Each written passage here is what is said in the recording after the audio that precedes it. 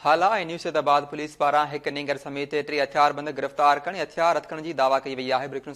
हाला खां जिते हाला ऐं न्यूज़ाबाद पुलिस पारां हिकु नींगर समेत 3 हथियारबंद गिरफ़्तार करण ऐं हथियार हथकरण जी दावा कई वई आहे। लाड़काणे वासी नींगर सजाद वलद मुख़्तियार जमाली वटां पिस्टल ऐं गोलियूं हथ कयूं आहिनि। पुलिस जो चवणु आहे त हाला पुलिस हमले ऐं फायरिंग जे केस में घुर्बल 2 हथियार बंदनि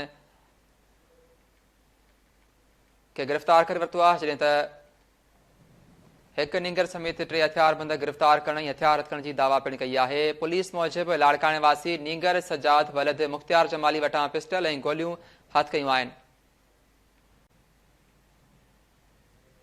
हाला पुलिस हमले में ऐं फायरिंग जे केस में घुर्बल 2 हथियारबंदनि लहार जखराणी ऐं गुलाम मुस्तफ़ा जखराणी खे गिरफ़्तार करे वरितो आहे।